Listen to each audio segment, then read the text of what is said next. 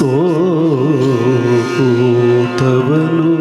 ನಾನೀಗ. ಪಾರ್ಥನು ಖಾದಿ ಒಪ್ಪಿಸಿ ಅಳಿವೆ ತನುವನು.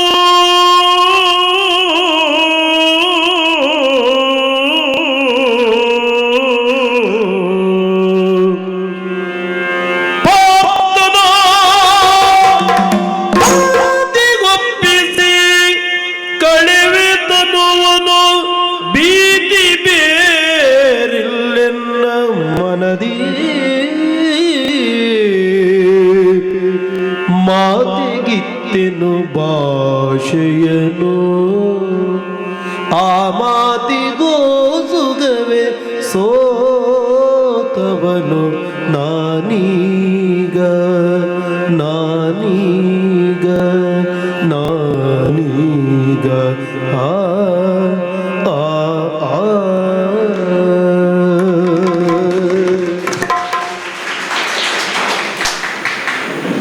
ಭೂಪತಿ ನಿಂದಿಸುವಾಗ ಸಂಬಂಧ ಹೇಳ್ತಾನೆ, ಇಲ್ಲದ ಸಂಬಂಧ. ಆವೇಶಭರಿತನಾಗಿ ಆಕ್ರೋಶ ಬಾರದಿದ್ದೀತ. ಆವೇಶ ಬಂದೀತು. ಯಾಕೆ ಬಂದೀತು? ನಿನ್ನ ದೃಷ್ಟಿಕೋನದಲ್ಲಿ ಕರ್ಣ ಏನು, ಆ ಕಾರಣದಿಂದ ಬಂತು ಆವೇಶ. ನಮಗೆ ಇಷ್ಟು ಹಾಗೆ ಉಂಟು.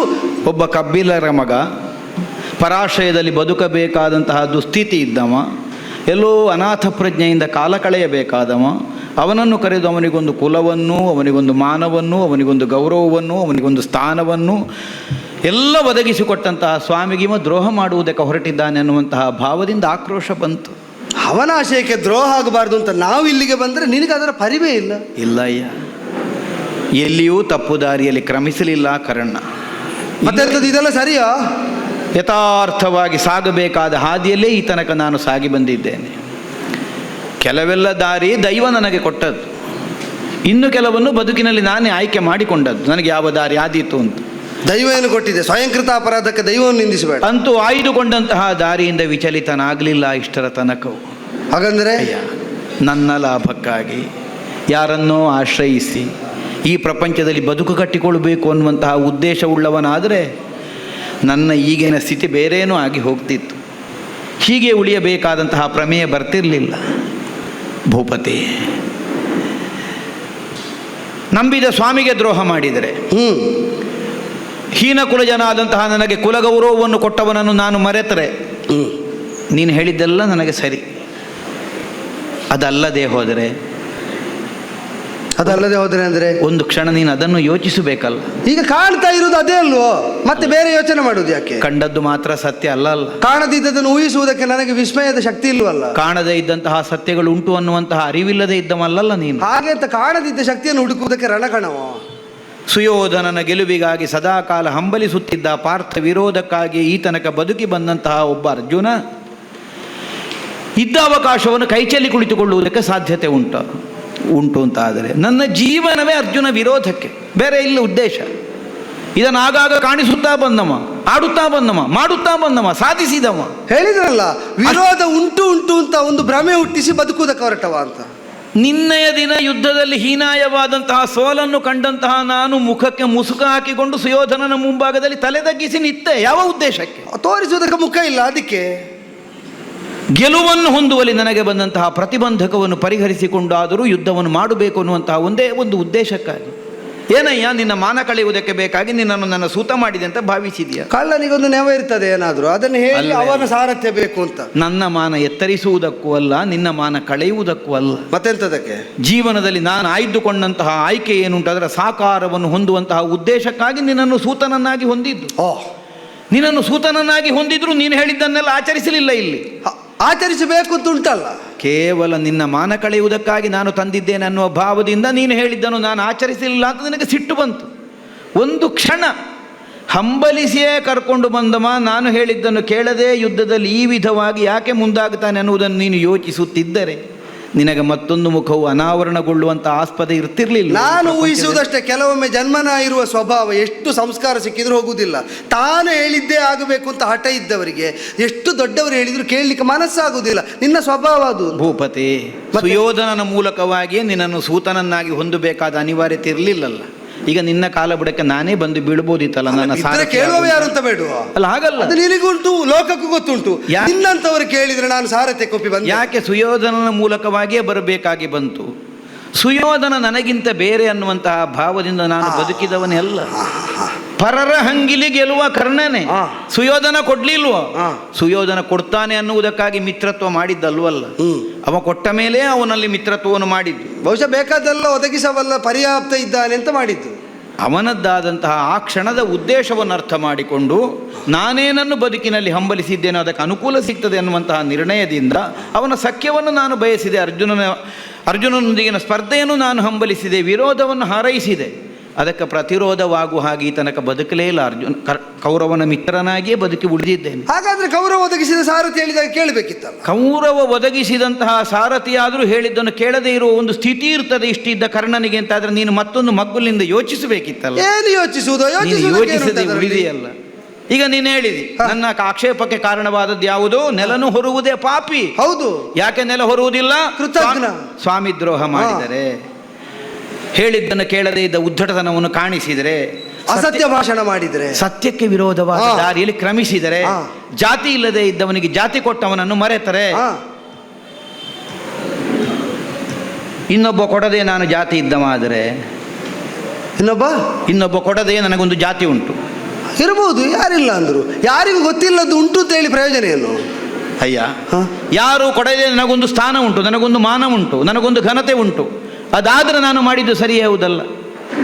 ಅರ್ಥ ಆಗುದಿಲ್ಲ. ಈ ಉಂಟು ಅಂತ ಹೇಳಿದ್ರೆ ಸಾಕು, ಇದ್ರೆ ಕಾಣಬೇಡುವ ಭೂಪತಿ. ಹೇಳುವುದಕ್ಕೆ ಎಲ್ಲರಿಗೂ ಹೇಳಲಿಕ್ಕೆ ಆಗುದಿಲ್ವ? ಲೋಕ ಭಾವಿಸಿದ ಹಾಗೆ ಅಧಿರಥ ರಾಧೆಯರ ಸಾಕು ಮಗನಾದವನು ಕರ್ಣ ಅಲ್ಲೇ ಹುಟ್ಟಿಕೊಂಡವಲ್ಲ ಅನ್ನುವುದು ಸ್ಪಷ್ಟವೇ. ಸಾಕು ಮಗ ಅನ್ನುವುದನ್ನೇ ಧ್ವನಿಸ್ತದೆ. ಹಾಗಿದ್ರೆ ನನ್ನ ಜನನಕ್ಕೆ ಕಾರಣರಾದವರು ಬೇರೆ ಯಾರೋ ಇದ್ದಾರೆ. ಬಂಗಾರದಿಂದ ಮುಚ್ಚಲ್ಪಟ್ಟಂತಹ ದೇಹವನ್ನು ಹೊಂದಿ ಬಂಗಾರದ ಪೆಟ್ಟಿಗೆಯಲ್ಲಿಟ್ಟಂತಹ ಶಿಶು ಅಧಿರಥನಿಗೆ ಸಿಕ್ಕಿತು ಗಂಗಾ ನದಿಯಲ್ಲಿ. ಹಾಗಿದ್ರೆ ಯಾರೋ ಆಡ್ಯರ ಮನೆಯ ಶಿಶು ಅಷ್ಟೇ. ಆಡ್ಯರ ಮನೆಯ ಶಿಶು. ಹೌದು ಹೌದು, ಅಷ್ಟೊಂದು ಸ್ಪಷ್ಟವಾಗ್ತದೆ. ಹೌದು. ದೇಸಿಗರಾಗಿ ಅನಾಥರಾಗಿದ್ದವರ ಮಗ ಅಲ್ಲ ಕರ್ಣ. ಹಾಗಿದ್ರೆ ಎಲ್ಲಿರ್ಬೋದು? ಆಡ್ಯರ ಮನೆಯ ಮಗುವೇ ಆಗಿರಬೇಕು. ಆಡ್ಯರೇ ಹೌದಾದ್ರೆ ಮಗುವನ್ನು ಬಿಡುವಂತಹ ಸನ್ನಿವೇಶ ಯಾಕೆ ಬರ್ತದೆ? ಆಡ್ಯತೆಗೆ ತೊಡಕಾಗುವ ಏನೋ ಆಗಿರ್ಬೇಕು. ಯಾವುದೋ ಲೋಕ ಮರ್ಯಾದೆಗೆ ತೊಡಕಾಗುವಂತಹ ಒಂದು ಸ್ಥಿತಿಯಲ್ಲಿ ಜನನ ಆಗಿರಬೇಕು, ಅಥವಾ ಈ ಮಗುವನ್ನು ಇಟ್ಟುಕೊಳ್ಳುವುದರಿಂದ ಆ ಕಷ್ಟ ಆಗಿರಬೇಕು. ಆದರೂ ಈ ಮಗು ಬದುಕಿ ಉಳಿಬೇಕು ಅನ್ನುವಂತಹ ಉದ್ದೇಶದಿಂದ ವಸುವಿನೊಂದಿಗೆ ಕಳುಹಿಸಿಕೊಟ್ಟರು. ವಸುಶೇಣ ನಾಮಕನಾದೆ ಪ್ರಪಂಚದಲ್ಲಿ. ಯಾರು ಹಾಗಿದ್ರೆ ಕಳಿಸಿಕೊಟ್ಟವರು? ಆಡ್ಯರು ಬಹಳ ಮಂದಿಗಳಿರಬಹುದು, ಯಾರು ಅಂತ ಹೇಗೆ ಗುರುತಿಸುವುದು? ಆದರೆ ಆ ಸಮಸ್ಯೆಗೂ ಉತ್ತರ ಸಿಕ್ಕಿತು. ಏನು ಉತ್ತರ ಸಿಕ್ಕಿತು? ಯಾರನ್ನು ನಾನು ಅನವರತವಾಗಿ ನನ್ನ ದ್ವೇಷಿಯನ್ನು ಹಾಗೆ ಭಾವಿಸಿಕೊಂಡು ಬಂದೇನೋ ಅವ ಬೇರೆ ಯಾರೂ ಅಲ್ಲ, ನನ್ನ ತಾಯಿ ಹೆತ್ತ ಮಗ ಅನ್ನುವುದು ಮೊನ್ನೆ ಗೊತ್ತಾಯಿತು. ಏನೇನು? ನನ್ನ ತಾಯಿಯೇ ಹೆತ್ತ ಮಗ. ಸೂತನ ಮಗನಲ್ಲ ನಾನು, ಸೂರ್ಯ ಸುತ. ರಾಧೇನನ್ನು ಸಾಕಿದವಳಿರಬಹುದು, ನಾನು ಕುಂತಿ ನಂದನ. ಯಾರು ಹೇಳಿದ್ದು? ಯಾವ ಮನೆತನದವರು ಮಕ್ಕಳು ಮಣ್ಣಿಗಾಗಿ ಹೋರಾಟವನ್ನು ಮಾಡ್ತಾರೆ, ಅದೇ ಮಣ್ಣಿಗೆ ಸಂಬಂಧಿಸಿದವನು ನಾನು, ಬೇರೊಬ್ಬ ಅಲ್ಲ. ಅದೇ ನಿಜ ಹೌದು ಅನ್ನುವುದು ನಿನಗೆ ಮನವರಿಕೆ ಆದರೆ, ನಾನು ಹೀನ ಕುಲದಲ್ಲಿ ಹುಟ್ಟಿದವನಿಗೆ ಕುಲ ಬಂದದ್ದು ಅನ್ನುವ ಮಾತು ಬಿದ್ದು ಹೋಗ್ತದೋ ಇಲ್ವಾ? ಈಗ ನನ್ನ ಮಾತು ಬೀಳಿಸುವುದಕ್ಕೆ ನೀ ಕತೆ ಹೇಳುವುದಾ? ಅಲ್ವೇ ಅಲ್ಲ. ಸತ್ಯಕ್ಕೆ ತಾಯಿಯ ಸ್ಥಾನ ಅನ್ನುವುದನ್ನು ಆಡಿದ ಆ ಧರ್ಮಜ. ಸತ್ಯಂ ಮಾತಾ. ಯಾರು ನನ್ನ ಜನನಿಯ ಸ್ಥಾನದಲ್ಲಿ ಕೇಳಿದರೆ ಸತ್ಯವೇ ನನಗೆ ತಾಯಿ. ಹಾಗೆ ಹೇಳಿದ ಧರ್ಮರಾಯನಿಗಿಂತಲೂ ಮೊದಲು ಆ ತಾಯಿಯ ಗರ್ಭದಿಂದ ಹೊರಗೆ ಬಂದ ಮಗ ನಾನು. ಅದು ಹೌದಾದರೆ ಸತ್ಯವೇ ಹೇಳಬೇಕಷ್ಟೇ. ಸತ್ಯವೇ ಹೇಳಿದ್ದೇನೆ. ಸತ್ಯವನ್ನೇ ನನ್ನ ತಾಯಿ, ಸತ್ಯವೇ ಮಾತೆ ಅಥವಾ ಸತ್ಯವೇ ಭಾಷೆ, ಈ ಭಾವದಿಂದಲೇ ನಾನು ಈಗ ಈ ಥರನಾಗಿ ಉಳಿಯಬೇಕಾದಂತಹ ಸ್ಥಿತಿ ಒದಗಿ ಬಂದದ್ದು. ಸಂಧಾನಕ್ಕಾಗಿ ಆಗಮಿಸಿದಂತಹ ಕೃಷ್ಣ ಮರಳಿ ಹೋಗುವ ಕಾಲಕ್ಕೆ ನನ್ನ ಜನ್ಮ ರಹಸ್ಯವನ್ನು ಹೇಳಿದ. ಓ ಕೃಷ್ಣ ಲಾಭಕ್ಕಾಗಿ ಹಂಬಲಿಸುವವನಾದರೆ ರಥ ದೊಡ್ದಿತ್ತು, ಹೋಗಬಹುದಿತ್ತು ಅವನೊಟ್ಟಿಗೆ.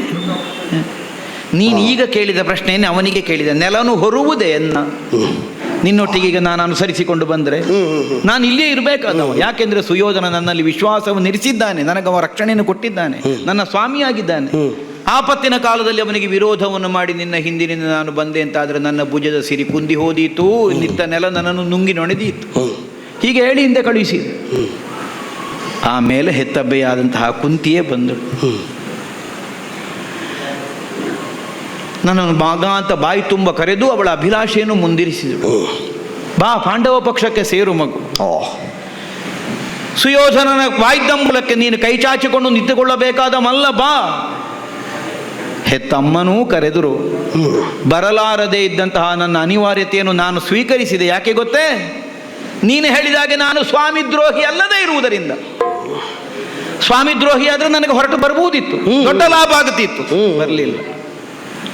ಬೇರೇನು ಅಪೇಕ್ಷೆ ಅಂತ ಕೇಳಿದಂತಹ ಕಾಲಕ್ಕೆ ಆ ತಾಯಿ ಕೇಳಿದ್ದೊಂದೇ, ನನ್ನ ಮಕ್ಕಳನ್ನು ಉಳಿಸಿಕೊಡಬೇಕಯ್ಯೋ.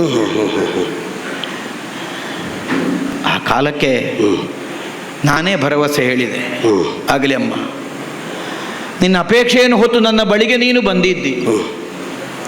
ನಿನ್ನ ಚೊಚ್ಚಲ ಮಗನಾದರೂ ನಿನ್ನ ಮಡಿಲಲ್ಲಿ ಮಲಗುವ ಯೋಗ ನನಗೆ ಬರಲಿಲ್ಲ. ನಿನ್ನ ಎದೆ ಅಮೃತವನ್ನು ಒಂದು ಬಿಂದಾದರೂ ಈಂಟಿ ಬೆಳೆಯುವುದಕ್ಕೆ ನನಗೆ ಸಂದರ್ಭ ಸಿಗಲಿಲ್ಲ. ಆದರೆ ನಿನ್ನ ಹೃದಯಾಂತರಾಳದ ಒಂದು ಅಪೇಕ್ಷೆಯನ್ನಾದರೂ ಸಲ್ಲಿಸದೇ ಇದ್ರೆ ನಾನು ಮಗ ಆದದ್ದಕ್ಕೇನು ಸಾರ್ಥಕ್ಕೆ? ಏನು ಅಪೇಕ್ಷೆ ನಿನ್ನದ್ದು? 5 ಮಂದಿ ಮಕ್ಕಳಲ್ವಾ? ನಾನು ಉಳಿಸಿಕೊಡ್ತೇನೆ. ತಲೆಯ ಕಾಯುವೆ 5 ಮಂದಿ ಮಕ್ಕಳನ್ನು. ಹೌದು, 5 ಮಂದಿ ಮಕ್ಕಳ ತಲೆ ಕಾಯ್ತೇನೆ ಅಂತ ಮಾತು ಕೊಟ್ಟೆ. ಮತ್ತೆ ಇದೆಂಥದ್ದು ಪ್ರಹಸ? ನಾವು ಆದರೂ ಅನುಮಾನ ಬಂತ ತಾಯಿಗೆ. 5 ಮಂದಿ ಮಕ್ಕಳನ್ನು ಅಂತ ಹೇಳಿಯೂ ಮಗು ನೀನು ವಿರೋಧ ಪಕ್ಷದಲ್ಲಿದ್ದರೆ ಹೋರಾಟ ಆಗದೇ ಇರ್ತದೆಯೋ? ಹಾಗೆ ಹೋರಾಟ ಆಗಿಯೇ ಆಗುತ್ತದಮ್ಮ, ಆಗದೇ ಇರುವುದಿಲ್ಲ. ನಿನಗೆ 5 ಮಂದಿ ಮಕ್ಕಳು ಅನ್ನುವುದು ಸುಳ್ಳಾಗುವುದಿಲ್ಲ. ಧರ್ಮರಾಯನನ್ನು ನಾನು ಕೊಲ್ಲುವುದಿಲ್ಲ. ಭೀಮ ನನಗೆ ವಿರೋಧಿಯಲ್ಲ. ನಕುಲ ಸಹದೇವರನ್ನು ನಾನು ನಾಶ ಮಾಡುವುದಿಲ್ಲ. ಬಿಲ್ಲಿನ ಕೊಪ್ಪಿನಲ್ಲಿ ಸಿಕ್ಕಿಸಿ ನಕುಲನನ್ನು ರಣಭೂಮಿಯಲ್ಲಿ ಎಳೆದರೂ ತಕ್ಷಣಕ್ಕೆ ಬಿಟ್ಟು ಬಿಟ್ಟೆ. ಧರ್ಮರಾಯನ ಕೊರಳಿಗೆ ಕತ್ತಿ ಮುಟ್ಟುವಂತಹ ಕಾಲಕ್ಕೆ ನೀನು ಹೇಳಿದಂತಹ ಸಂದರ್ಭವನ್ನು ವಿನಿಯೋಗ ಮಾಡಿಕೊಂಡು ಅವನನ್ನು ಅಲ್ಲಗಳೆದೆ. ಸಾರಥಿ ಹೇಳಿದ್ದನ್ನು ಕೇಳದೇ ಇರುವ ಪ್ರವೃತ್ತಿ ಹೌದು ಅಂತಾದರೆ ನಾನು ಯಾಕೆ ನೀನು ಹೇಳಿದ ಮಾತನ್ನು ಕೇಳಬೇಕಿತ್ತು? ಯಾವುದು ನನ್ನದ್ದಾದಂತಹ ದೃಢ ಸಂಕಲ್ಪವು ಅದಕ್ಕೆ ವಿರೋಧ ಬರುವಂತಹ ನಿನ್ನ ಮಾತುಗಳನ್ನು ನನಗೆ ಅನುಷ್ಠಾನಗೊಳಿಸುವುದಕ್ಕಾಗುವುದಿಲ್ಲ ಅನ್ನುವ ಕಾರಣಕ್ಕೆ ಮಾತ್ರ ತಿರಸ್ಕರಿಸಬೇಕಾಗಿ ಬಂತು. ಹಾಗಿದ್ರೆ 5 ಮಂದಿ ಮಕ್ಕಳು ಎಲ್ಲಿ?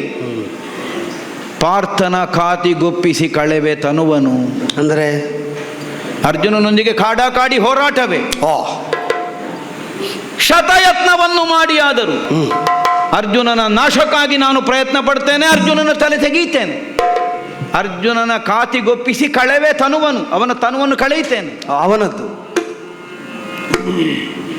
ಆಗಲಿಲ್ಲ, ಅವನನ್ನು ಕೊಲ್ಲುವುದಕ್ಕಾಗಲಿಲ್ಲ ಅಂತಾದರೆ ಹೇಗೂ ಅವ ಉಳಿಯುತ್ತಾನೆ? ನಾನೇ ಸಾಯ್ತೇನೆ, ನನ್ನ ತನುವೇ ಕಳೆಯಲ್ಪಡ್ತದೆ. ಅದು ಉಂಟು. ಒಂದು ವೇಳೆ ನಾನು ಹೇಳಿದಾಗ ಅರ್ಜುನನೇ ನನ್ನಿಂದ ಸಂಹಾರವನ್ನು ಹೊಂದಿದ ಅಂತಾದರೂ ಆಮೇಲೆ ಕುಂತಿನಂದನನಾಗಿಯೇ ನಾನು ಪ್ರಪಂಚದಲ್ಲಿ ಕಾಣಿಸಿಕೊಳ್ಳುತ್ತೇನೆ. ನನ್ನ ಅಮ್ಮನಿಗೆ 5 ಮಂದಿ ಮಕ್ಕಳು ಅನ್ನುವಂತಹ ಮಾತು ಯಾವ ಕಾಲಕ್ಕೂ ಸುಳ್ಳಾಗುವುದಿಲ್ಲ. ತಾಯಿ, ನೀನು ಕಣ್ಣೀರಿಳಿಸುವುದು ಬೇಡ, ಹಿಂದೆ ಹೋಗು ಅಂತ ಕಳಿಸಿಕೊಟ್ಟೆ. ಹಾಗೆ ತಾಯಿಗೆ ಭಾಷೆ ಕೊಟ್ಟದ್ದರಿಂದಲೇ ತೊಟ್ಟಂಬನ್ನು ತೊಡದೇ ಇರುವಂತಹ ಸ್ಥಿತಿಯೂ ಒದಗಿದ್ದು. ಅದು ಭಾಷೆ. ಅವಳೇ ಕೇಳಿದ್ರು, ಒಮ್ಮೆ ಪ್ರಯೋಗವಾದಂತಹ ಮಾರ್ಗಣವನ್ನು ಮತ್ತೊಮ್ಮೆ ಪ್ರಯೋಗಿಸ. ಹಾಗಿದ್ರೆ ಏನಿದು? ಈ ಯುಗದಲ್ಲಿ ಯಾವ ಯುಗದಲ್ಲಿಯೂ ಇಲ್ಲದೇ ಇದ್ದಂತಹ ಒಂದು ವಿದ್ಯಮಾನವನ್ನು ಆ ತಾಯಿ ಕೇಳ್ತಾಳೆ ಅಂತ ಆದರೆ ಅದು ಆ ತಾಯಿಯ ಅಪೇಕ್ಷೆ ಅಲ್ಲ ಅಂತ ಯಾರಿಗೂ ಅರ್ಥ ಆಗುತ್ತದೆ. ಎಲ್ಲವನ್ನೂ ನಿಯಂತ್ರಿಸಬಲ್ಲಂತಹ ಒಂದು ಚೈತನ್ಯವೇ ಆ ಪ್ರೇರಣೆಯನ್ನು ಕೊಟ್ಟಿದೆ ಅನ್ನೋದು ಸ್ಪಷ್ಟ. ಯಾರೇ ಕೊಟ್ಟಿರಬಹುದು, ನಾವು ನಂಬುವುದು ಹಾಗೆ. ಎಲ್ಲವನ್ನು ತ್ರಿಕಾಲವನ್ನು ತಿಳಿಯಬಲ್ಲಂತಹ ಸಾಮರ್ಥ್ಯವುಳ್ಳ, ನಿಯಂತ್ರಿಸಬಲ್ಲಂತಹ ಒಂದು ಸ್ವರೂಪ, ಒಂದು ಚೇತನ, ಒಂದು ಶಕ್ತಿ ಆ ಮಾತನ್ನು ಬಾಯಿಯಿಂದ ಹೇಳಿಸಿದೆ. ಅದೇ ಹೌದು ಅಂತಾದರೆ ಪುರುಷಾಯತ್ತವನ್ನು ನಂಬಿ ಬದುಕುವನಾದರೂ ಫಲಕ್ಕೆ ನಿರೀಕ್ಷೆ ಮಾಡುವುದು ದೈವವನ್ನೇ. ಆ ದೈವವನ್ನು ಧಿಕ್ಕರಿಸಿ ಎಲ್ಲ ಬದುಕು ಅನ್ನುವಂತಹ ವಿಶ್ವಾಸದಿಂದಲೇ ಪುರುಷ ಪ್ರಯತ್ನ. ಸಾಧಿಸ್ತೇನೆ ಅಂತ ಹೊರಟಮ ಹೌದು, ಆದರೂ ಪರಿಣಾಮ ಕೆಟ್ಟದು ಅಂತ ಗೊತ್ತಿದ್ರು. ನಮ್ಮ ನಾಶವನ್ನೇ ಅದು ತಂದು ಕೊಡ್ತದೆ ಅಂತಾದರೂ ಆ ತನಕ ಸಾಗಿದ ದಾರಿಗಿಂತ ವಿಚಲಿತನಾಗಕೂಡದು. ಯಾಕೆ? ನನ್ನಲ್ಲಿ ವಿಶ್ವಾಸವಿರಿಸಿದಂತಹ ಸುಯೋಧನನಿಗೆ ಘಾಸಿ ಆಗಕೂಡದು, ಅವನ ವಿಶ್ವಾಸಕ್ಕೆ ದ್ರೋಹ ಮಾಡಲಿಕ್ಕಿಲ್ಲ. ನನ್ನ ಶರೀರದಲ್ಲಿ ಪ್ರಾಣವಿರುವ ತನಕ ಅರ್ಜುನ ವಿರೋಧ, ನಾನು ಅವನನ್ನು ಒಬ್ಬನನ್ನು ಕೊಂದರೂ ಸುಯೋಧನನಿಗೆ ಲಾಭವೇ ಆಗುತ್ತದೆ, ನಷ್ಟ ಆಗುವುದಿಲ್ಲ. ಈ ನಿರ್ಣಯದಿಂದ ಯುದ್ಧ ಭೂಮಿಯಲ್ಲಿ ನನ್ನ ಸಾಹಸ ಪರಿಪೂರ್ಣತೆಯನ್ನು ಕಾಣಿಸುವ ಉದ್ದೇಶಕ್ಕಾಗಿಯೇ ನಿನ್ನನ್ನು ಹಂಬಲಿಸಿ ಸುಯೋಧನನ ನೆರವಿನಿಂದ ಸೂತನನ್ನಾಗಿ ಹೊಂದಿದ್ದು. ಇದು ಯಥಾರ್ಥ ವಿಷಯ. ನಾವು ಯುದ್ಧದಲ್ಲಿ ಮುಂದಾಗುವ. ನನ್ನನ್ನು ನಂಬಿದ ಪಾಂಡವರಿಗೆ ನಾನೀಗ ವಿಪಕ್ಷದಲ್ಲಿದ್ದೇನೆ. ಕೌರವನ ತನ್ನವರು ಅಂತ ನಂಬಿದ ನೀವು ಮೂವರು ನಂಬಿದ್ದು ಪಾಂಡವರನ್ನು. ಆಹಾ ಆಹಾ, ನಂಬಿ ಹಿಡಿದರೆ ನದಿಯ ಮಗ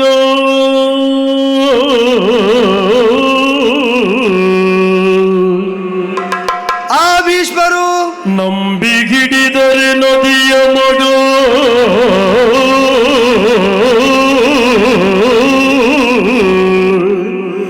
ಹಾಗೆ ಒಪ್ಪಿಗಿತ್ತನು ಕಾಯವನು, ಹಾಗೆ ಒಪ್ಪಿಗಿತ್ತನು ಕಾಯವನು.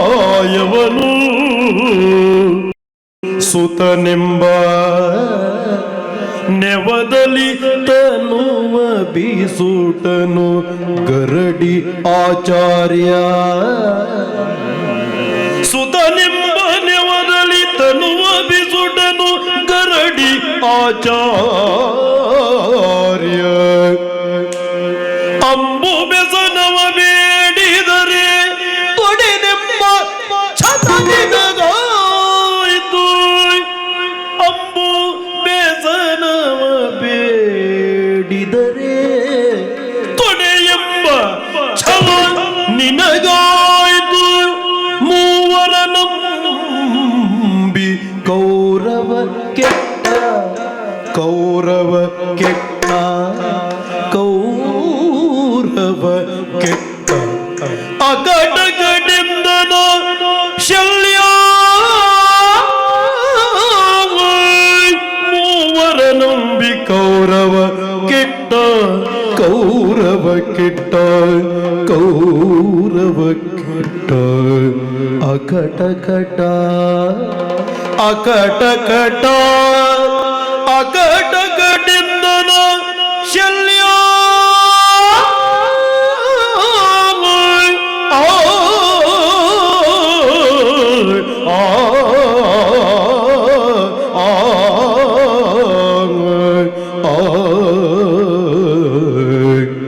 ಅಕಟಕಟ.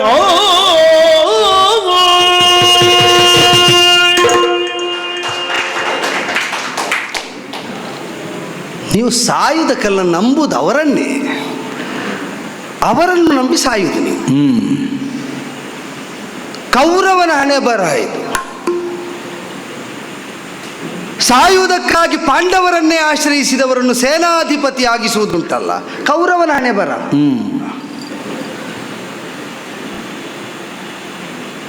ಶಿಖಂಡಿ ಎದುರು ಬಂದ ಅಂತ ಆಯುಧ ತ್ಯಾಗ ಮಾಡಿದ್ರು ಅಂತ ನಾವು ಭಾವಿಸಿದ್ದು. ಪೆಟ್ಟು ಬಿದ್ದಾಗ ಅವರೇ ಹೇಳ್ತಾರೆ ಪಾರ್ಥನಾಸ್ತ್ರದಿನೊಂದೇ ಅಂತ. ಹೌದು, ಆಯುಧ ಕೆಳಗೆ ಹೊಡೆಯುವುದಿದ್ರೆ ಪಾರ್ಥನೆ ಅವರಿಗೆ ಖಚಿತ ಉಂಟು. ತಾನು ಆಯುಧ ಇಳಿಸುವ ಮೊದಲು ಬೀಳುವ ಪೆಟ್ಟು ಯಾರ್ದು ಅಂತ ಗೊತ್ತುಂಟು. ಒಂದು ನೆವನ ಬೇಕಿತ್ತು ಅವರಿಗೆ. ತಾನು ಸಾಯುವುದಿದ್ರೆ ಯಾರಿಂದ? ಪಾಂಡವರಿಂದ. ಅದಕ್ಕಾಗಿ ಪಾಂಡವರಲ್ಲಿ ಅಗ್ರಮಾನ್ಯನಾದವನು ಸುಳ್ಳು ಹೇಳಿದ ಎಂಬುದನ್ನು ಮತ್ತೆ ಸುತ ನಿಮಿತ್ತದಲ್ಲಿ ಮಗ ಸತ್ತ ಅಂತ ಹೇಳಿದ್ದು ಎಂಬುದನ್ನು ನಿಮಿತ್ತ ಆಗಿಸಿದ್ದು. ಸಾವು ಬರುವುದು ಪಾಂಡವ ಮೂಲದಿಂದ ಅಂತ ಅವರಿಗೆ ಖಚಿತ ಉಂಟು. ಸುತನನ್ನು ನಿಮಿತ್ತವಾಗಿಸಿಕೊಂಡು ಧರ್ಮಜ ಹೇಳಿದ ಮಾತನ್ನು ಪ್ರಮಾಣವಾಗಿ ಅಂಗೀಕರಿಸಿ ಯೋಗಾರೂಢರಾಗಿದ್ದುಕೊಂಡು ರಣಮಧ್ಯದಲ್ಲಿ ತಲೆ ಕಡಿಯಲ್ಪಟ್ಟಿತು. ಸಾಯುವುದಕ್ಕೆ ಆಶ್ರಯಿಸುವುದು ಪಾಂಡವರನ್ನೇ. ಈಗ ನೀನು ಪಾರ್ಥನ ಖಾತಿಗೆ ಒಪ್ಪಿಸಿ ಕಳೆವೆ ತನುವನು ಮುಗಿಯಲ್ಲಿಯವರೆಗೆ ಮಾಡ್ತಾ ಇರುವುದಕ್ಕೊಂದು ಅರ್ಥ ಬೇಕಲ್ಲ. ಇನ್ನು ನೀನಿಷ್ಟು ಹೇಳಿದ ಮೇಲೆ ನಾನು ಅದನ್ನು ನಂಬಿಕೊಂಡು ನೀನು ಹೇಳಿದ್ದು ಪ್ರಾಮಾಣಿಕವೇ ಇರಬಹುದು, ನಾನು ಯಾಕೆ ನಂಬಬೇಕು ಅಂತ ಪ್ರಶ್ನೆ ಬರುವುದಿಲ್ವ? ಮರಳಿ ಬೆಸರಂಬೇಡುತ್ತಿದೆ ಇಲ್ಲ, 2 ಬಾರಿ ಸಂಧಾನ ಮಾಡುವುದಿಲ್ಲ, ಮಾಡಿದ ಸಂಧಾನ ತೆಗೆಯುವುದಿಲ್ಲ. ನಿಮಗೆ ವ್ರತ ಯಾಕೆ? ಪರರೋಗರು ಇಲ್ಲಿ ಗೆಲ್ಲುವ ಕರ್ಣನೆ ಅಂತ ಅಬ್ಬರಿಸಿದೆ. ಕುತ್ತಿಗೆ ಹಿಡಿದು ಕೇಳಿದ ಕಾಲದಲ್ಲಿ ಹೇಳ್ತಿ, ನನ್ನ ಕೊರಳು ಕಟ್ಟಿದ್ದು ಕೈ ಕಟ್ಟಿ ಹಾಕಿದ್ದು ತಾಯಿ, ಪಾಂಡವ ಜನನಿ. ಪರರ ಬಲುಹು ನಿನಗೆ ಬೇಡ. ಅವರು ನಿನ್ನಲ್ಲಿ ಉಳಿಸಿದ ಬಲುಹಲ್ಲಿ ನೀನು ಗೆಲ್ಲಬೇಕು. ಎರಡನೇ ಬಾರಿ ಪ್ರಯೋಗ ಮಾಡುವ ನಿನ್ನ ಬಲುಹನ್ನು ಅವರು ನಿಯಂತ್ರಿಸಿದ್ರು. ಗೆಲ್ಲುವ ಸಾಧ್ಯತೆ ಇದ್ದ ಒಂದು ಬಲುವನ್ನು ಅವರು ನಿಯಂತ್ರಿಸಿದ್ರು. ಕೇಳಿದ್ರೆ ನೀನು ಹೇಳ್ತಿ ದೇವರ ಪ್ರಚೋದನೆಯಿಂದ ಬಂದು ಕೇಳಿದ್ದು ಅಂತ. ದೇವರ ಪ್ರಚೋದನೆಯಿಂದಲೇ ಬಂದು ಕೇಳಿದ್ದಾದ್ರೆ ನೀ ಗೆಲ್ಲುವುದಕ್ಕೆ ಸಾಧ್ಯ ಇದ್ದದ್ದು ಅದರಲ್ಲಿ ಮಾತ್ರ ಅಂತ ಸ್ಪಷ್ಟ ಅಲ್ವಾ? ಉಳಿದ ಯಾವುದನ್ನಾದ್ರೂ ಕೇಳಿದ್ರು ಅವಳು? ಅದನ್ನೇ ಕೇಳಿದ್ರಿ ಯಾಕೆ? ಎಲ್ಲಾದರೂ ಮರಳಿ ನೀನು ಆ ಬಾಣ ಪ್ರಯೋಗಿಸಿದ್ರೆ ಗೆಲ್ಲುವ ಸಾಧ್ಯತೆ ಇತ್ತು, ಅದನ್ನು ನಿವಾರಿಸುವುದಕ್ಕೆ ಕೇಳಿದಳು. ಸ್ಪಷ್ಟವೇ ಉಂಟು. ಮೊದಲನೇ ದಿವಸ ಕನಸಿನಲ್ಲೇ ನನ್ನ ಅಪ್ಪಯ್ಯ ಹೇಳಿದ್ರು, ಏನು ಅಂತ? ನಾಳೆ ನಿನ್ನ ಅಮ್ಮ ಕೇಳ್ತಾಳೆ, ಕೊಟ್ಟು ಬಿಡಬೇಡ, ನಿನ್ನನ್ನು ವಂಚಿಸ್ತಾಳೆ ಅಂತ. ವಂಚನೆ ಮಾಡಿದ್ರು ಅಮ್ಮ ಅಲ್ವ, ಹೆತ್ತ ಅಮ್ಮನೇ ಮಗನಿಗೆ ವಂಚನೆ ಮಾಡ್ತಾಳೆ ಅಂತ. ನಾನು ಅಮ್ಮ ವಂಚನೆ ಮಾಡಿದ್ದಾಳೆ ಅಂತ ಆಡುವುದು ಅಲ್ಲ, ಅವಳ ಅಮ್ಮ ಅಂತ ಗೊತ್ತಾದ ಮೇಲೆ ಮಗ ಮಾಡಿದ ವಂಚನೆ ಹೇಳುವುದು. ಅಮ್ಮನನ್ನು ದೂಷಿಸಬೇಡ. ರಣದಲ್ಲಿದ್ದಂತಹ ಹೆಣ್ಣು ಮಕ್ಕಳ ಬಗ್ಗೆ ನಾನು ಮಾತಾಡುವುದಿಲ್ಲ. ನೀನು ಮಾಡಿದ ವಂಚನೆ ಹೇಳಿದ್ದು. ಏನು ವಂಚನೆ? ಬಿಟ್ರ ನನ್ನ ಮಕ್ಕಳು ನನ್ನ ಮೊಮ್ಮಕ್ಕಳು ಅಂತ ಅದೇ ಭೀಷ್ಮರ ಹೇಳಿಲ್ವಾ? ತನ್ನ ಮೊಮ್ಮಕ್ಕಳು ಅಂತ ಮಮತೆ ತೋರುವುದಕ್ಕೆ ಹೊರಟ ಭೀಷ್ಮರನ್ನು ಕಾಡಿ ಬೇಡಿ ಪೀಡಿಸಿ ದಿನವೊಂದಕ್ಕೆ 10,000 ಆದ್ರೂ ಹೆಣ ಹಾಕಿಸಲಿಲ್ವಾ? ನನ್ನ ಶಿಷ್ಯನಾದ ಪಾರ್ಥನಿಗೆ ವಿರೋಧ ಮಾಡುವುದಿಲ್ಲ ಅಂತ ದ್ರೋಣರಿಗಾದ್ರು ಕಾಡಿ ಬೇಡಿ ಪಾರ್ಥನನ್ನು ತಪ್ಪಿಸಾದ್ರು ಉಳಿದ 4 ಮಂದಿಗೆ ಹೊಡೆಯಿರಿ ಅಂತ ಚಕ್ರವ್ಯೂಹವನ್ನು ಮಾಡಿಸಿ ರಾತ್ರಿ ಯುದ್ಧವನ್ನು ಮಾಡಿಸಿ ಮಮತೆಯನ್ನು ಪಾಂಡವರೆಡೆಗೆ ತೋಡಿದವರನ್ನು ಪ್ರಕಟವಾಗಿ ಮಮತೆ ತೋರುವುದಕ್ಕೆ ಬಿಡ್ಲಿಲ್ಲ ನಿನ್ನ ಒಡೆಯ. ನೀನು ಭೀಮನನ್ನು ಬಿಟ್ಟದ್ದ ತಮ್ಮ ಅಂತ, ನೀನು ಅಣ್ಣನಾದ್ದರಿಂದ. ಧರ್ಮರಾಯನನ್ನು ಬಿಟ್ಟದ್ದು ನಿನಗೆ ತಮ್ಮನಾದ್ದರಿಂದ. ನಕುಲ ದೇವರೇ, ಇಷ್ಟು ದಿವಸ ಆ ಮಕ್ಕಳು ಎದುರಾದಾಗಲ್ಲ ನಾನು ಎಷ್ಟು ಸಲ ಹೊಡೆದಿದ್ದೇನೆ. ನನ್ನ ತಂಗಿ ಮಕ್ಕಳು ಅಂತಲೂ ನೋಡದೆ. ಇದು ಮೊದಲೇ ಗೊತ್ತಿದ್ರೆ ನನಗೆ ನಕುಲ ಸಹದೇವರಿಗೆ ಹೊಡಿಲಿಕ್ಕಿಲ್ಲ ಅಂತ ನಾನು ಹೇಳ್ತಿದ್ದೇನಲ್ಲ. ಹೇಳ್ಬೋದು. ಹೌದು, ನಿನಗೆ ಈಗ ಹೇಳಲೇಬೇಕು. ಹಾಗೆ ನೀನು ಮಾಡಿದ್ಯಲ್ಲ, ಆದ್ರಿಂದ ಉಳಿದವರು ಮಾಡಿದ್ರು ಸರಿ ಅಂತ. ಹಾಗಾದ್ರೆ ಹೇಳ್ಬೇಕಿತ್ತಲ್ಲ. ನೀನು ಯಾಕೆ ವಿರೋಧಿಸಿದ್ದು? ಭೀಷ್ಮರ ಸೇನಾಧಿಪತಿಯಲ್ಲಿ ಪಾಂಡವರ ಘಾತ ಮಾಡುವುದಿಲ್ಲ ಅಂತ ತಿಳಿದು ಕೆರಳಿ ಪ್ರಚೋದಿಸಿದ್ಯಾಕೆ ನೀನು? ಬಹುಶಃ ಪಾಂಡವರ ತಾಯಿ ಬಂದು ಕೇಳಿದ್ರೆ ನೀನು ಹೇಳ್ತಿದ್ಯಾ ಹೊಡೆಯುವುದಿಲ್ಲ ಇವನಿಗೆ ಹೊಡೆಯುವುದಿಲ್ಲ ಅಲ್ಲ. ಈಗ ನಾನು ಒಂದುಂಟು, ನಾ ಹೊರಟದ್ದೇ ಪಾಂಡವರ ಪಕ್ಷಕ್ಕಾದ್ರೆ ಹೇಳಿ, ಆದ್ದರಿಂದ ನಾನೊಂದು ವೇಳೆ ಹೇಳಿದ್ರು ನೀವು ಸಹಿಸಬೇಕು. ಅದ್ರಿಂದ ಹೇಳಿದ್ದು ನೀವು ಕೌರವರ ಪಕ್ಷಕ್ಕೆ ಹುಟ್ಟಿದವರಂತೆ ಮಾತಾಡಿದ್ದಲ್ವಾ? ನನ್ನಾಗೆ ಪಾಂಡವರ ಪಕ್ಷಕ್ಕೆ ಹೊರಟವರನ್ನು ಮರಳಿಸಿದ್ದಲ್ವಲ್ಲ. ಹುಟ್ಟಿದ್ದೇ ಇದಕ್ಕಾಗಿ ಅಂತ ನೀವು ವರ್ತಿಸಿದ್ದಲ್ವ ಇದು ತನಕ. ಪಾಂಡವರೆಡೆಗೆ ಮಮತೆ ಇದ್ದಂತಹ ಭೀಷ್ಮರನ್ನು ಕೆರಳಿಸುವಂತೆ ಅವರನ್ನು ರೊಚ್ಚಿಗೆಬ್ಬಿಸಿ 10 ದಿವಸ ಶರಸನ್ಯಾಸ ಯಾರು ಕೈಗೊಂಡದ್ದು? ನಿನಗೆ ಯಾವ ನೈತಿಕತೆ ಉಂಟಾ? ಪಾಂಡವರಲ್ಲಿ 4 ಮೈ ಮುಟ್ಟುವುದಿಲ್ಲ ಅಂತ ಮೊದಲೇ ನಿರ್ಣಯ ಮಾಡಿದ ನಿನಗೆ ಭೀಷ್ಮರನ್ನು ಪ್ರಶ್ನಿಸುವುದಕ್ಕೆ, ದ್ರೋಣರನ್ನು ಪ್ರಶ್ನಿಸುವುದಕ್ಕೆ, ನನ್ನನ್ನು ಸಾರಥಿಯಾಗಿಸುವುದಕ್ಕೆ ನಿನಗೆ ಏನು ನೈತಿಕತೆ ಉಂಟು? ಇರ್ಲೀಗ ಪಾಂಡವರ 5 ಮಂದಿಗಳಲ್ವ, 4 5 ಮಂದಿ ಆದ್ರೆ ಅರ್ಜುನನಲ್ಲಿ ವಿರೋಧ ಉಂಟು ಅಂತ ಈಗಲೂ ಹೇಳಿದನಲ್ಲ, ಮಾಡ್ತೇನೆ ಹೋರಾಟ ಅಂತ. ಏನಾಯ್ತು ಈಗ 5 ಮಂದಿಗಳಲ್ಲಿ ವಿರೋಧ ಇಲ್ಲದೆ ಹೋದ್ರು ಅರ್ಜುನಲ್ಲಿ ಉಂಟಲ್ಲ. ಸರಿ, ಪಾಂಡವ ಪಕ್ಷವೇ ಅಲ್ವಾ? ಪಾಂಡವ ಪಕ್ಷದಲ್ಲಿ ಮಿಕ್ಕುಳಿದವರನ್ನು ಯಾರನ್ನು ಉಳಿಸಿದ್ರು ಅರ್ಜುನನ್ನು ತೆಗೆದ್ರೆ ದೊಡ್ಡ ಗೆಲುವೆ ಅಲ್ವಾ? ಸಣ್ಣದಾಗುವುದು ಹೇಗೆ? ಇಲ್ಲ, ಈಗ ಅರ್ಜುನ ಸತ್ತ ಮೇಲೆ ಯುದ್ಧ ಮುನ್ನಡೀತದೆ, ನೀನೇನು ಮಾಡ್ತೀವಿ? ಅಲ್ಲ, ಹಾಗೆ ಪಾಂಡವರನ್ನು ಕೊಲ್ಲದೆ ನಾನು ಉಳಿಬಹುದು, ಅದು ಆಮೇಲಿನ ಪ್ರಶ್ನೆ. ಮತ್ತೆ ಏನಾಯ್ತು ಈಗ? ಅಲ್ಲ, ಅರ್ಜುನ ಸತ್ತ ಮೇಲೆ ನಿನಗೆ ಕೌರವ ಮತ್ತು ಪಾಂಡವರ ಮಧ್ಯೆ ಇದ್ದ ವಿರೋಧ ಅನಪೇಕ್ಷಿತ ಅಲ್ವಾ? ಹೌದೌದು. ಅದು ಹಾಗಾದರೆ ಕೌರವನನ್ನು ಕೊಲ್ಲುತ್ತೇನೆ ಅಂತ ಪ್ರತಿಜ್ಞೆ ಮಾಡಿದ ಭೀಮ ನಿನಗೆ ಸೋದರ, ನೀನು ಕೌರವನಿಗೆ ಆಪ್ತ. ಕೌರವನ ಮಾವನಾದ ಶಕುನಿಯ ತಲೆ ಕಡಿಯುತ್ತೇನೆ ಅಂತ ಹೇಳಿದ ನಕುಲನು ಶಕುನಿಯ ಸಂತಾನವನ್ನು ಉಳಿದವರನ್ನು ತೆಗಿತೇನೆ ಅಂತ ಪ್ರತಿಜ್ಞೆ ಮಾಡಿದ ಸಹದೇವನು ನಿನಗೆ ಆಪ್ತರು, ನಿನಗೆ ಸೋದರರು, ಸೋದರ ಭಾವದಿಂದ ಸಲಹಬೇಕಾದವರು. ಕೌರವನಿಗೆ ಬದ್ಧ ವಿರೋಧಿಗಳು. ಎಲ್ಲಕ್ಕಿಂತ ಹೆಚ್ಚು ಹೇಳ್ತೇನೆ, ಈಗ ಭೀಮ ನಕುಲ ಸಹದೇವರು ಧರ್ಮರಾಯನು ಬಂದ ಕಾಲಕ್ಕೆ ಯುದ್ಧ ಮಾಡದೆ ಕುಳಿತದ್ದಲ್ಲ. ಅಲ್ಲ, ಈಗ ಅವರನ್ನು ಕೊಲ್ಲುವುದಿಲ್ಲ ಅಂತ ಯುದ್ಧ ಮಾಡದೆ ಕೊಲ್ಲದೆ ಉಳಿಸಿದ್ರೆ ಪ್ರಯೋಜನ ಏನು? ಅಲ್ಲ, ಅವರು ನೀವು ಆಕ್ಷೇಪಿಸಿದ್ದು ಅವರು ಮಾಡಬಹುದಾದ ಕೌರವಾಘಾತವನ್ನು ತಡೆಯುವುದಕ್ಕೆ ಅವರನ್ನು ಕೊಲ್ಲಲೇಬೇಕಾದದ್ದಿಲ್ಲ. ಈಗ ಕೊಲ್ಲದೆಯೂ ನನಗೆ ನಿರ್ವಹಿಸುವುದಕ್ಕೆ ಈಗ ಕೌರವನ ಮೈ ಮುಟ್ಟದಾಗಿ ನನಗೆ ಅವರನ್ನು ಕೌರವ ಯುದ್ಧ ಮಾಡ್ತಾ ಇರುವುದು ತನಗೆ ಆಘಾತ ಮಾಡುವುದಕ್ಕೆ ಬಂದದ್ದನ್ನು ತಡೆಯಬೇಕು ಅಂತಲೋ ಅವರಿಗೆ ಆಘಾತ ಮಾಡಿ ಕೊಲ್ಲಬೇಕು ಅಂತಲೋ? ಅಲ್ಲ, ನಿಷ್ಪಾಂಡವ ಪೃಥ್ವಿ ಅಂದ್ರೆ ಏನು? ಪಾಂಡವರ ಆಘಾತ ತಡೆಯುವುದು, ಪಾಂಡವರನ್ನು ತೆಗೆಯುವುದು. ಪಾಂಡವ ಪೃಥ್ವಿ ಅನ್ನುವುದಕ್ಕೆ ಮತ್ತೊಂದು ವ್ಯಾಖ್ಯಾನ ಮಾಡುವ, ಅದನ್ನು ದೊಡ್ಡ ವಿಷಯ. ಯಾಕೆ? ಕೌರವನಿಗೂ ನನಗಿರುವಂತಹ ಸ್ನೇಹ ಸಂಬಂಧದ ಮೂಲಕವಾಗಿ ಪಾಂಡವ ದ್ವೇಷವನ್ನು ಬಿಡುವುದು ಮತ್ತೊಂದು ಸಾಧ್ಯತೆ ಇರ್ಲಿಕ್ಕೂ ಸಾಕು, ಅದೆಲ್ಲ ಪ್ರಧಾನ. ಅಲ್ಲ, ಅದನ್ನು ಈಗಲೇ ಮಾಡಬಹುದಿತ್ತಲ್ಲ. ಯಾಕೆ ಮಾಡಬಾರ್ದು? ಅರ್ಜುನನೊಂದಿಗಿನ ಹೋರಾಟ ಉಂಟು, ನಿನಗೆ ಬೇಕು. ಕೌರವನಿಗೆ ಬೇಡದಿದ್ದದ್ದು ನಿನಗೆ ಬೇಕು, ಕೌರವನಿಗೆ ಬೇಕಾದದ್ದು ನಿನಗೆ ಬೇಡ. ಮತ್ತೆ ನೀನು ಯಾವ ಕರ್ಮಕ್ಕೆ ನನಗೆ ಬೇಕು? ಅಲ್ಲಲ್ಲ, ಈಗ ಕೌರವ ಈಗ ನನಗೆ ಬೇಕಾದ್ದು ಕೌರವನ ಆಪ್ತತೆ, ಕೌರವನ ಮಾತು, ಕೌರವನಿಗೆ ಕೊಟ್ಟ ಋಣಬದ್ಧತೆ. ಕೌರವನಿಗೆ ಬೇಕಾದದ್ದು ನಿನಗೆ ಬೇಡ, ಭೀಮ ಸಾಯುವುದು ನಿನಗೆ ಬೇಡ. ಕೌರವನಿಗೆ ಬೇಡದೇ ಇದ್ದದ್ದು, ಈಗ ಕೌರವನಿಗೆ ಹಿತ ಆಗಿ ರಾಜ್ಯ ಸಿಗುತ್ತದೆ ಅಂತ ಆದ್ರೆ ಪಾರ್ಥ ವಿರೋಧ ಕೌರವನಿಗೆ ಬೇಡ, ಆದ್ರೆ ನಿನಗೆ ಬೇಕು. ಆದ್ದರಿಂದಲೇ ಯುದ್ಧ ಇಲ್ಲದೆ ಮಾಡುವ ಸಾಧ್ಯತೆ ಇದ್ದರೂ ಕೂಡ ನೀನು ಕರ್ಣನಾಗಿ ಅರ್ಜುನನನ್ನು ತೆಗೆಯಬೇಕೆಂಬುದಕ್ಕೆ ಯುದ್ಧವನ್ನಿಟ್ಟೆ. ಅರ್ಜುನ ಸತ್ತ ಮೇಲೆ ನಿನಗೆ ಯುದ್ಧ ಬೇಡ, ಆದ್ರಿಂದ ಕೌರವನಿಗೆ ಬೇಕಾದ ಯುದ್ಧವನ್ನಾದ್ರೂ ನಿವಾರಿಸಿ. ನೀನಿಂದು ಸೂತತ್ವವನ್ನು ಒಪ್ಪಿ ಬಂದ ಮೇಲೆ ನಾನು ಮಾಡಿದಂತಹ ಘೋಷಣೆ ನಿನಗೂ ಗೊತ್ತಿಲ್ವಾ? ಏನಂತ? ನಾನು ಧರ್ಮರಾಯನನ್ನು ಕೊಲ್ತೇನೆ ಹೇಳಿದ್ದ ಅಥವಾ ಭೀಮನನ್ನು ಕೊಲ್ತೇನೆ ಹೇಳಿದ್ದ? ಅರ್ಜುನನನ್ನು ಕೊಲ್ತೇನೆ ಅಲ್ಲ, ಹೌದು ತಡಿ, ಹೌದು. ಸುಯೋಧನನಲ್ಲಿ ನಾನು ನಿನ್ನೆ ಕೇಳಿಕೊಳ್ಳುವ ಕಾಲದಲ್ಲಿ ಇದ್ದ ಉದ್ದೇಶ ಅದ್ವೇ, ಅರ್ಜುನನೊಂದಿಗಿನ ಹೋರಾಟಕ್ಕೆ. ಅಲ್ಲ, ನೀನು ಇವತ್ತು ಮಾಡಿದ ಘೋಷಣೆ ಮಾತ್ರ ಹೇಳುದು ಹೌದಾದ್ರೆ ರಥೋತ್ಸವ ಮೊದಲು ನಾನು ಮಾಡಿದ ಘೋಷಣೆ ಕೇಳಲಿಲ್ವೋ? ನಾನು ಏನು ಹೇಳಿದ್ರು ಕೇಳಬೇಕು ಕರ್ಣ ಅಂತ ನೀನು ಒಪ್ಪಿದ್ದಲ್ವೋ? ಕೌರವನು ಒಪ್ಪಿದ್ದಾನೆ, ನೀವು ಪ್ರಕಟವಾಗಿ ಒಪ್ಪಿದ್ದೀರಲ್ಲ. ನಾನು ಹೇಳಿದ್ದೇನೆ ಯಾಕೆ ಕೇಳಲಿಲ್ಲ? ಬಿಡು ಅಂತ ಹೇಳಿದಾಗ ಬಿಡಬೇಕಿತ್ತಲ್ಲ. ನಾನೇನು ಹೇಳಿದರೂ ಇವತ್ತು ಕೇಳತಕ್ಕದ್ದು ಅಂತ ಆಡಿದ್ದೇನೆ, ಯಾಕೆ ಕೇಳಲಿಲ್ಲ? ಕೇಳಲಿಲ್ಲ. ಹಾಗಾದ್ರೆ ಇವತ್ತು ಮಾತ್ರ ನೀನು ಮಾಡಿದ ಘೋಷಣೆಗೆ ಪ್ರಮಾಣ ಅಂತ ಆದ್ರೆ, ನಾನು ಮಾಡಿದ ಘೋಷಣೆಗೆ ಪ್ರಮಾಣ ಇಲ್ಲ ಅಂತ ನೀನು ಸಾಧಿಸುವುದಾದ್ರೆ ಮತ್ತೆ ನಿನ್ನ ಸಾರಥಿಯಾಗಿ ನಾನು ಯಾಕೆ ಉಳಿಬೇಕು? ಕೌರವ ವಿರೋಧಿಯನ್ನು ಸಲಹುವಂತಹ ಭ್ರಾತೃವಾದ ಕರ್ಣನ ಭ್ರಾತೃತ್ವಕ್ಕೂ ಕುಂತಿ ಪುತ್ರತ್ವಕ್ಕೂ ನಮಸ್ಕಾರ. ನಾನಿಲ್ಲ, ಆ ರಥಾಗ್ರದಲ್ಲಿ ಕುಳಿತು ಇಲ್ಲ. ಕೌರವ ದ್ವೇಷಿಗಳನ್ನು ಸಲಹುವವನ ರಥದಲ್ಲಿ ಸಾರಥಿಯಾಗಿ ಆ ರಥ ಮುನ್ನಡೆಸುವುದಕ್ಕೆ ನಾನಿಲ್ಲ. ನಾನು ಆ ರಥ ಬಿಟ್ಟಾಗಿದೆ. ಪಾಂಡವ ಹಿತ ಕಾಯುವ ರಥ ಬಿಟ್ಟು ಕೌರವನ ರಥ ಏರಿಯಾಗಿದೆ. ಇನ್ನು ಸಾರಥ್ಯ ಮಾಡುವುದಿದ್ರು, ರಥಿಕನಾಗುವುದಿದ್ರು, ಸೇನಾಧಿಪತಿ ಆಗುವುದಿದ್ರು ಕೌರವನ ರಥದಲ್ಲಿ ಕೌರವನಿಗಾಗಿ ಮಾತ್ರ. ಕೌರವ ವಿದ್ವೇಷಗಳ ಜೊತೆಯಲ್ಲಿ ಭ್ರಾತೃತ್ವವನ್ನು ಅನುಬಂಧವನ್ನು ಬೆಸೆಯುವ ನೆಲೆಯಲ್ಲಿಲ್ಲ. ಆ ಕಾರಣದಿಂದಲೇ ಇಷ್ಟು ನಿನಗೆ ಹಿನ್ನೆಲೆ ಉಂಟು ಅಂತಾದರೆ ಬೇಡ, ನನಗೆ ಈ ಸಾರಥ್ಯವು ಬೇಡ. ಈ ಸಾರಥ್ಯ ಆತ್ಯಂತಿಕವಾಗಿ ನಾನು ಒಪ್ಪಿದ್ದೆ. ಕರ್ಣ ಅರ್ಜುನನನ್ನು ಕೊಲ್ಲುತ್ತಾನೆ, ಅರ್ಜುನನನ್ನು ಕೊಲ್ಲುವುದಕ್ಕೆ ನಾನು ಸಹಾಯ ಆಗಬೇಕು. ಯಾಕೆ ಅಂದರೆ ಪಾಂಡವ ವಿದ್ವೇಷಕ್ಕೆ ಒತ್ತಾಸೆಯಾಗಿ ನಿಂತದ್ದು ಎಲ್ಲರಿಗಿಂತ ಹೆಚ್ಚು ಕರ್ಣ. ನಾನೇ ಕೇಳಿದ್ದೇನೆ, ನಿನ್ನೆ ಸೋತವನನ್ನು ಇಂದು ಮುಂದುವರಿಸಿ ನನ್ನ ಸಾರಥ್ಯ ಮಾಡಬೇಕು ಅಂತ ನಿನಗೆ ಹಠ ಏನು ಅಂತ ಕೇಳಿದರೆ, ಪಾಂಡವರ ಸೋಲನ್ನು ನಿರ್ದಯಿಯಾಗಿ ಸಾಧಿಸಬಲ್ಲವನು ಕರ್ಣ ಅಂತ. ನಿನಗೇನು ನಿರ್ದಯತೆ? ಮತ್ತಾಗ ಧರ್ಮರಾಯ ಭೀಮನನ್ನು ಹೊಡಿಬೇಡ ಅಂತ ಹೇಳಿದ್ಯಾಕೆ? ಯಾರು? ನೀನು. ನಾನು ಹೇಳಿದ್ದು ಯಾಕೆ ಇರುವುದು? ನೀನು ಅರ್ಜುನ ಅವರನ್ನು ಹಂಬಲಿಸುವ ಹೌದು ಅಂತಾರೆ, ಬಿಡು ಅಂತ ಹೇಳ್ತೇನೆ.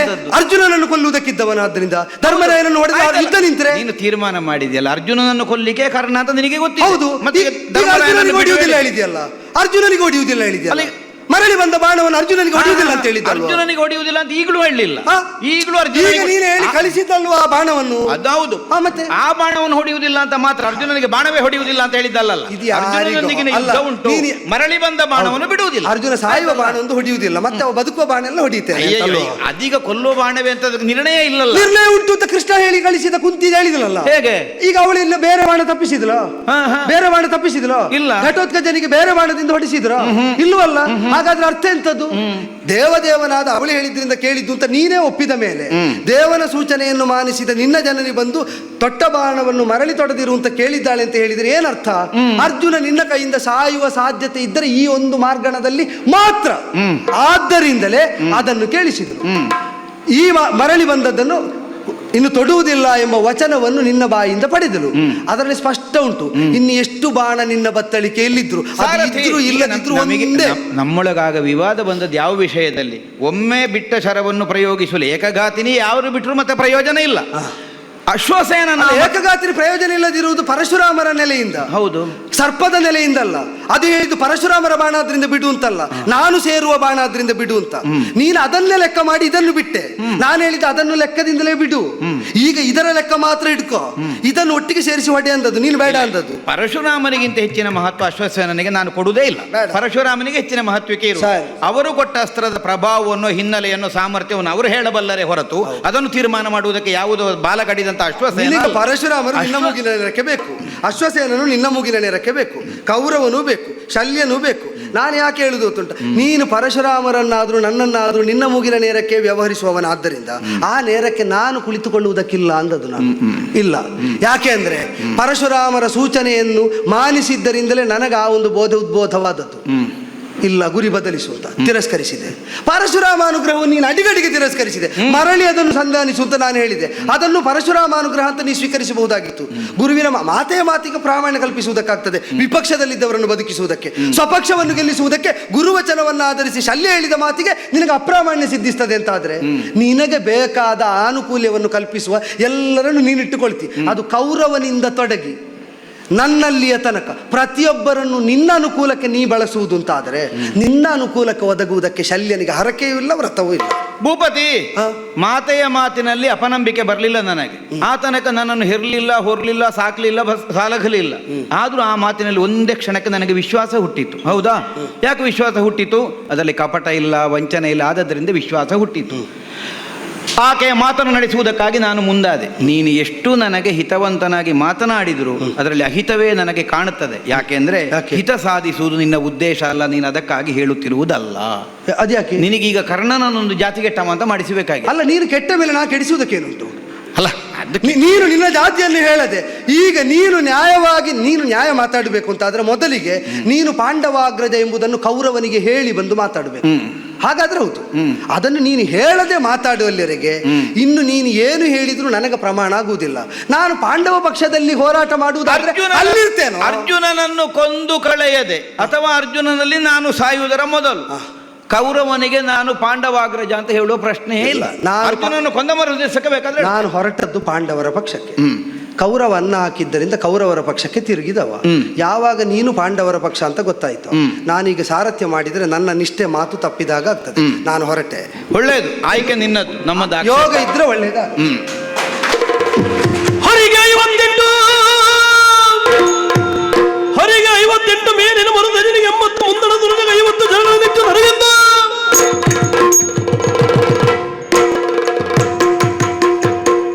ಸಾರಥಿ ತೊರೆದು ಹೋದ. ಅರ್ಥ ಆಗುತ್ತದೆ. ಕೌರವನ ಉಚ್ಛ್ರಾಯಕ್ಕೋ ನನ್ನದಾದಂತಹ ಪ್ರಗತಿಗೋ ಆಡಿದಂತಹ ಮಾತುಗಳಲ್ಲ ಅನ್ನುವುದು ಸ್ಪಷ್ಟವೇ. ಬಿಟ್ಟು ಹೋಗಬಹುದಾದಂತಹ ಅನೇಕ ಸಂದರ್ಭಗಳು ಬೆಳಗಿನಿಂದ ಇದ್ದರೂ ಆ ಯಾವ ಘಟನೆಗಳಿಗೂ ಬಿಟ್ಟು ಹೋಗದೆ ಅಲ್ಲದೇ ಇದ್ದಂತಹ ಒಂದು ಸಣ್ಣದಾದಂತಹ ಕಾರಣವನ್ನೇ ದೊಡ್ಡದು ಮಾಡಿ ಬಿಟ್ಟು ಹೋಗುತ್ತಾನೆ ಅಂತಾದ್ರೆ ಅರ್ಥ ಎಂಥದ್ದು? ಅವನಿಗೂ ನಿರ್ಣಯ ಆಗಿದೆ. ಪರಶುರಾಮಾಚಾರ್ಯರ ಮಾತಿನಂತೆಯೇ ಇಂದಿನ ದಿನ ಅಜೇಯನಾಗಿ ಉಳಿಯಬಲ್ಲಂತ ಅರ್ಹತೆಯನ್ನು ಕರ್ಣ ಹೊಂದಿದವನಿದ್ದಾನೆ. ಆದ್ದರಿಂದಲೇ ವಿಶ್ವಾಸಘಾತಕತನದಿಂದಲೇ ಬಿಟ್ಟು ಹೋದ. ತಪ್ಪಲ್ಲ. ಮಾಡಿದ್ದಂತಹ ಕಾರ್ಯದ ಪರಿಣಾಮವನ್ನು ಅನುಭವಿಸಬೇಕಾಗ್ತದೆ ಅಲ್ವಾ? ಪಾಂಡವರ ಪಾಳೆಯಕ್ಕಾಗಿ ಹೊರಟು ಬಂದಂತಹ ಶಲ್ಯ ಭೂಪತಿಯನ್ನು ಮಾರ್ಗ ಮಧ್ಯದಲ್ಲಿ ಉಪಚರಿಸಿ ನಮ್ಮ ಪಕ್ಷಕ್ಕೆ ಬರುವ ಹಾಗೆ ತಂತ್ರದಿಂದ ನಾವು ಮಾಡಿಕೊಂಡದ್ದು. ಆದರೂ ಮರಳಿ ಧರ್ಮರಾಯನನ್ನು ಕಂಡು ಬರ್ತೇನೆ ಅಂತ ಆ ಪಕ್ಷಕ್ಕೆ ಹೋಗಿದ್ದಲ್ಲಿ ಏನು ನಿರ್ಣಯ ಆಗಿದೋ ಯಾರಿಗೆ ಗೊತ್ತು. ಸೂತನಾಗಿ ನನಗೊದಗಿದ್ರೆ ನನ್ನ ನಾಶಕ್ಕೆ ಕಾರಣವಾಗುವ ಹಾಗೆ ಪಥಮಧ್ಯದಲ್ಲೇ ಬಿಟ್ಟು ಅವ ತೆರಳಿಯೇ ಹೋದ. ಆದರೂ ಯುದ್ಧ ಮುಂದುವರಿಯಲೇಬೇಕು. ಕೇವಲ ನನ್ನ ಬದುಕಿಗಾಗಿ ಹಂಬಲಿಸುವ ಹೌದು ಅಂತಾದರೆ ಯುದ್ಧವನ್ನು ವಿರಾಮಗೊಳಿಸಿಯೋ ನಾನು ಯುದ್ಧ ಕಣದಿಂದ ವಿಮುಖನಾಗಿಯೋ ಎಲ್ಲಿಗೋ ಹೋಗಬಹುದಿತ್ತು. ನನ್ನ ರಥವನ್ನಾದರೂ ನಾನೇ ನಡೆಸಿ ನನ್ನದ್ದಾದಂತಹ ಪಾರ್ಥದ್ವೇಷಕ್ಕೆ ತಕ್ಕುದಾದಂತಹ ಪರಿಣಾಮವನ್ನು ಅನುಭವಿಸುವುದಕ್ಕೆ ಸಿದ್ಧ ಅನ್ನುವಂತಹ ನಿರ್ಣಯದಿಂದಲೇ ಯುದ್ಧವನ್ನೂ ಮುಂದುವರಿಸಿದೆ. ಲೆಕ್ಕ ಮಾಡಿ ಹರಿಗೆ 50 ಕುದುರೆಗಳಿಗೆ ಹೀಗೆ ಲೆಕ್ಕ ಮಾಡಿ ಬಾಣಗಳನ್ನು ಬಿಟ್ಟೆ. ಕೇವಲ ಬಾಣ ಪ್ರಯೋಗ ಆಯಿತೇ ಹೊರತು ಪ್ರಯೋಜನ ಆಯಿತೆ ಆಗಲಿಲ್ಲ. ಕೆಸರಾದಂತಹ ರಣಭೂಮಿಯಲ್ಲಿ ರಥದ ಗಾಲಿಗಳು ಹೂತು ಹೋಗಿ ಹೀನಾಯವಾದ ಸ್ತೋಲು ಬರುವಂತಹ ಸ್ಥಿತಿಯಾಗಿ ಹೋಯಿತು. ಶಿವನೇ ಶಿವನೇ ಶಿವ ಶಿವ ಸಮರದೋಳು ಕೈಸೋದೇನಲ್ಲೋ ಭುವನೇಶ ಮಮತೆಯೋಳು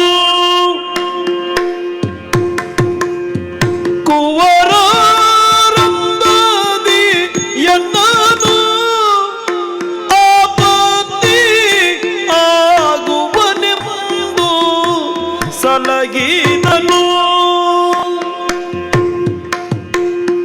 ಶಿವ ಶಿವ ಸಮರದೋಳು ಕೈಸೋದೇನಲ್ಲೋ ಭುವನೇಶ ಮಮತೆಯೋಳು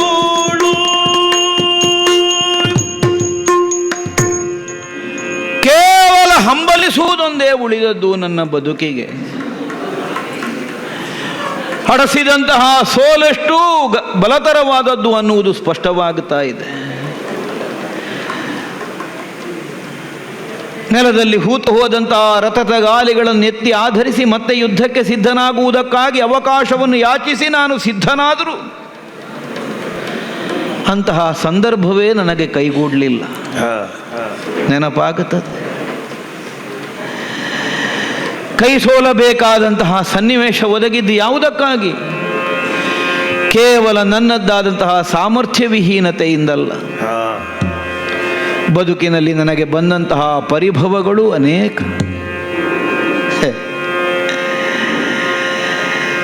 ಯಾಕೆ ರಣಭೂಮಿಯಲ್ಲಿ ನಾನಾಗಿ ವಿಜೃಂಭಿಸಿ ಉತ್ಸಾಹದಿಂದ ಮುಂದುವರಿಯುತ್ತಿರುವಂತಹ ಕಾಲಕ್ಕೆ ನನ್ನ ರಥದ ಗಾಲಿಗಳು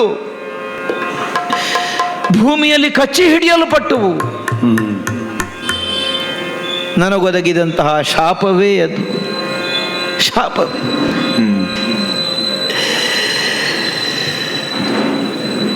ಬ್ರಾಹ್ಮಣ ಕೊಟ್ಟಂತಹ ಶಾಪ. ಅರಿವಿಲ್ಲದೆ ಅವನ ಹೋಮಧೇನುವಿನ ನಾಶಕ್ಕೆ ನಾನು ಕಾರಣನಾದೆ ಅನ್ನುವಂತಹ ನಿರ್ಣಯದಿಂದ ಪರಿಪರಿಯಾಗಿ ಕೈ ಮುಗಿದು ಆಗಿ ಹೋದ ಪ್ರಮಾದಕ್ಕಾಗಿ ಅವನಲ್ಲಿ ಪರಿತಾಪದಿಂದ ಪಶ್ಚಾತ್ತಾಪ ಭಾವದಿಂದ ಕ್ಷಮೆ ಯಾಚಿಸಿದರೂ ಕಿವಿಗೊಡದೆ ನನ್ನನ್ನು ಶಪಿಸಿಯೇ ಬಿಟ್ಟ. ಒಂದು ದನ ಸತ್ರೇನು ಗೊತ್ತಿಲ್ಲದೆ ಸಾವಿರಾರು ಗೋವುಗಳನ್ನು ನಿನಗೆ ಒದಗಿಸಿಕೊಡ್ತೇನೆ ಅಂತ ಹಂಬಲಿಸಿದೆ. ಹಾಗಿದ್ದರೆ ಆಗಿ ಹೋದ ಅವನ ನಷ್ಟಕ್ಕಾಗಿ ಅವ ಕ್ರೋಧಗೊಂಡು ನನಗೆ ಶಪಿಸಿದ್ದಲ್ಲ. ವಿಧಿಯೇ ಅವನ ರೂಪದಿಂದ ನನ್ನನ್ನು ಶಪಿಸುವುದಕ್ಕೆ ಸಿದ್ಧವಾಗಿ ನಿಂತಿದೆ. ಧನುರ್ವೇದದಲ್ಲಿ ಅಪೂರ್ವವಾದದ್ದನ್ನು ಸಾಧಿಸಬೇಕು ಅನ್ನುವಂತಹ ನನ್ನ ಹಂಬಲ ಪರಶುರಾಮಾಚಾರ್ಯರಲ್ಲಿಗೆ ನನ್ನನ್ನು ಕೊಂಡೋಗಿ ನಿಲ್ಲಿಸಿತು. ಸಕಲ ಮಂತ್ರಾಸ್ತ್ರಗಳ ವಿನಿಯೋಗದ ವಿದ್ಯೆ ನನಗೆ ಉಪದೇಶ ಆಗಿತ್ತು. ಆದರೆ ಮಂಗಲ ಮಂತ್ರಾಕ್ಷತೆಯನ್ನು ನೆತ್ತಿಯ ಮೇಲೆ ಹಾಕಿಸಿಕೊಂಡು ಮರಳಿ ಬರುವ ಸೌಭಾಗ್ಯ ಬರಲಿಲ್ಲ. ಬದಲಾಗಿ ಆದದ್ದೇನು?